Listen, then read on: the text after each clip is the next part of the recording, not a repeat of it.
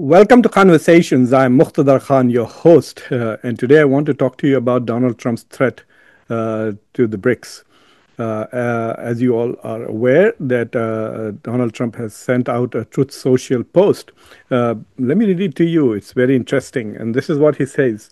This was on the 6th, on the first day of the BRICS summit in Rio de Janeiro, in Brazil, and this is what Donald Trump sent as his message to that grouping.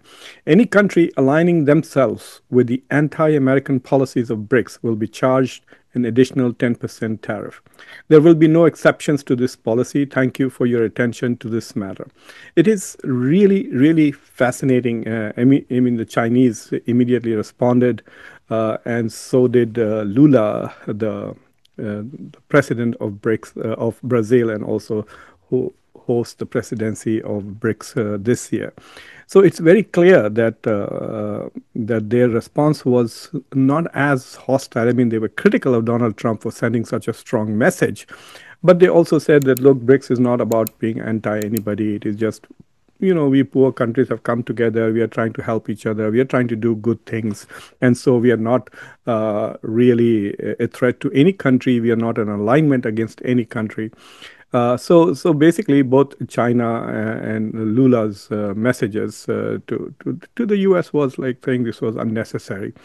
But what was interesting to me was that if you read the statement, the BRICS people, they went very soft when they criticized attacks on Iran. They did not mention the United States. They did not mention Israel at all. They did mention Israel in the context of Gaza, and they separated that with the U.S., but they did not criticize the U.S. They did not criticize Donald Trump.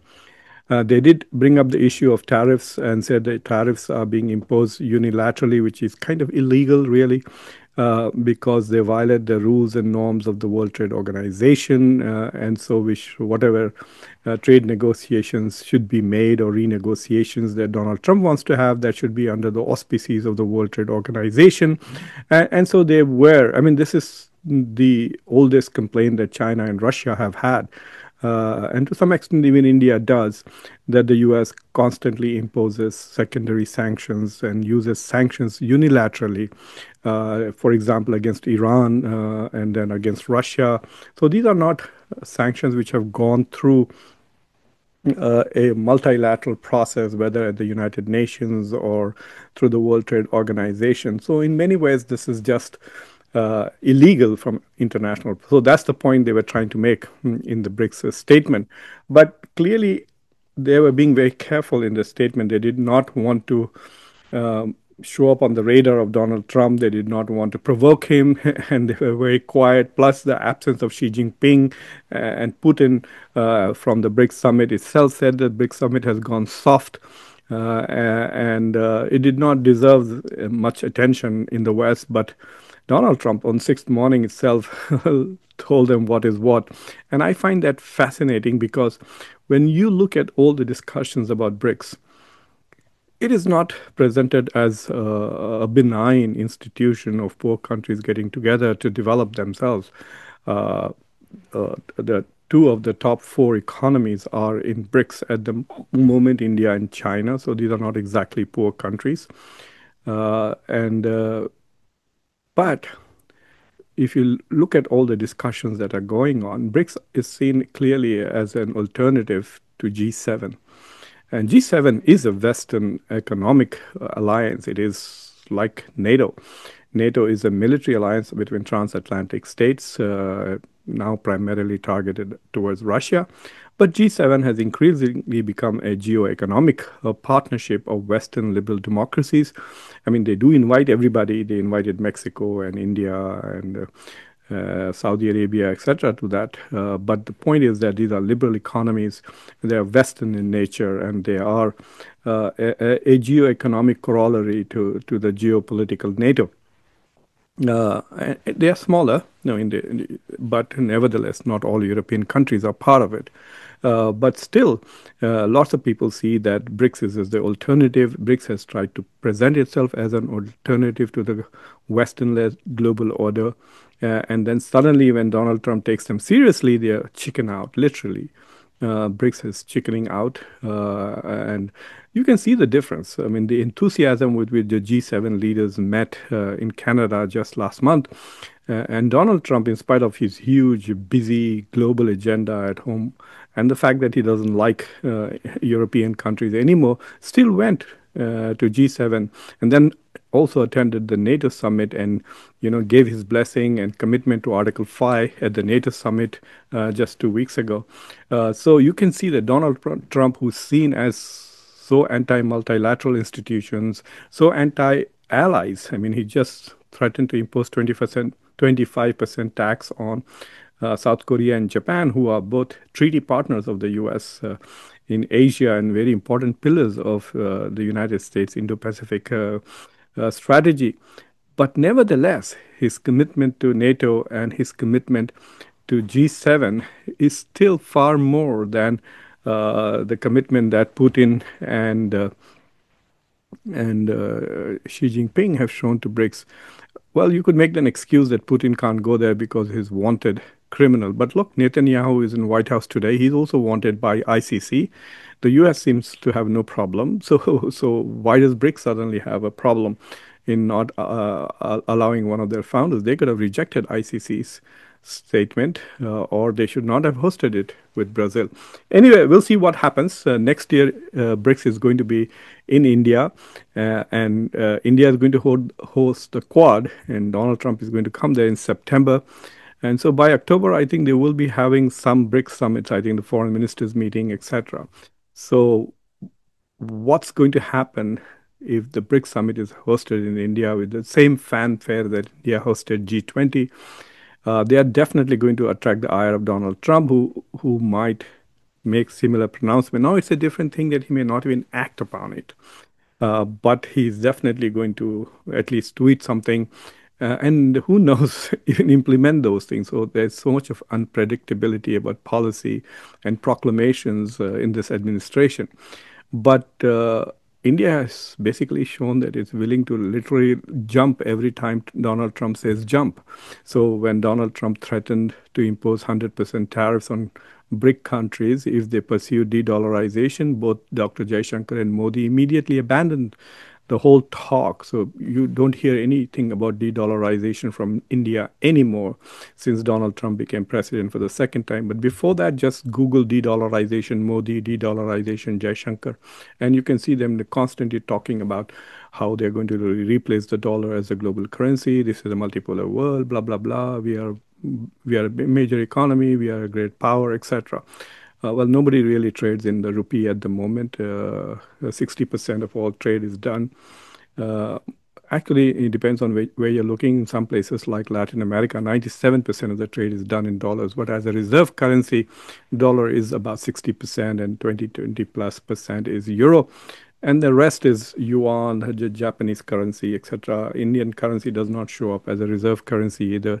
Even in transactions, most of the transactions are happening only with Russia, because Russia is in desperate need to sell oil, that some sales have been made in rupees, but a lot have also been made in yuan, the Chinese currency, and the UAE's currency too.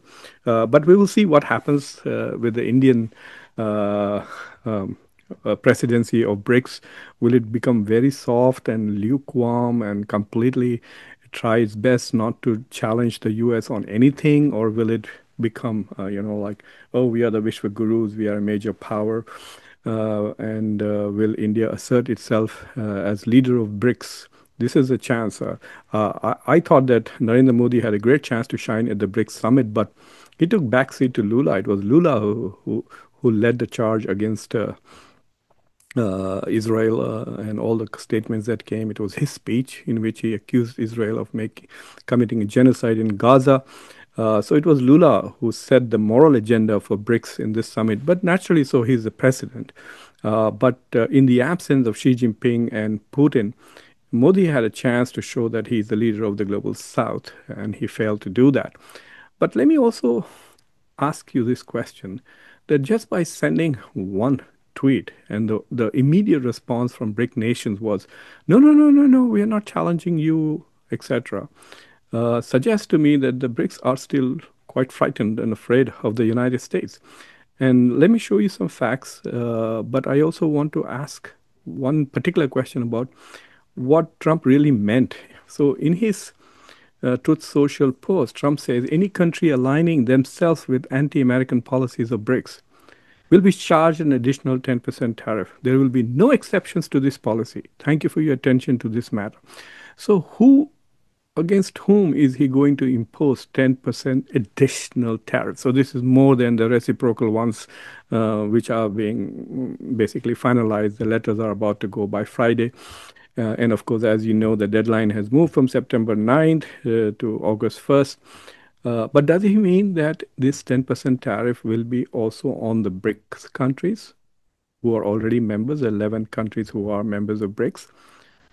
Or this 10% tariff will be on new countries which are now aligning themselves with BRICS. So countries like Malaysia and others who Belarus, who want to become members of BRICS and are not fully yet members. So I know I'm trying to read too much in this tweet here, but so for example, if he negotiates a deal with India now, like the negotiations are on, if there are no negotiations, there will be 26% tariffs on India. So if there are negotiations, it will be somewhere between 10, which is the minimum that he says he wants to impose on all countries. So it will be anywhere between 10 and 26%. So let's say they agree for 15% tariffs for India. And then will he add 10% because India is part of BRICS? That's the question that is not very clear. And I hope that, see, that's the problem with Donald Trump because his policy pronouncements come like this. And this is not a fully developed policy. So we really don't know what he means, leaves other countries speculating about it. So, for example, at the moment, the Chinese agreement that was made was at 55%. So is this going to become 65% for BRICS, or is it going to be on other countries which want to become members of BRICS, like Pakistan, for example, wants to become a member of BRICS? So if Pakistan applies for membership, will then Donald Trump increase the tariffs, whatever he's charging Pakistan, by 10%? So that's one thing that was not clear to me. But I do want to show you a couple of data points before I end this discussion about BRICS. Number one, so this first slide that you see is the top 10 economies in 2025. These are nominal economy, GDP measured in just dollars, nominally, no adjustments for anything. So the United States is the number one economy with $30 trillion, China number two, Germany, India, Japan. You all know this now, UK, France, Italy, Canada, Brazil. So if you look at the top 10, you see China, India, and Brazil. So there are three BRIC countries, and then the rest of them are all G7 countries. So Canada, Italy, France, UK, Japan, Germany. So basically G7 plus China, India, Brazil. Three countries which are founding members of BRICS are in the top 10 economies today in 2025. But if you look at the same top 10 economies in 2025 and make an adjustment for, shall we say, purchasing power parity, then the ranking changes significantly. And so the ranking is number one is China at 39 or $40 trillion. Number two is obviously the US at $30 trillion. India becomes number three, jumps ahead of Germany at $17 trillion once adjusted. Number four is Russia, Japan, Germany, Indonesia, Brazil, France, UK. These are the top 10. But once you adjust for purchasing power, you see that number one, number three, and then number four. So in the top four economies, three are BRICS. And in the top 10, five are BRICS. So only US, Japan, France, Germany, and UK, only five. So the balance of power is kind of restored slightly in the favor of BRIC countries, because of the top four, three are BRIC countries. Of the top 10, it's five and five. Five from G7 and five from BRICS.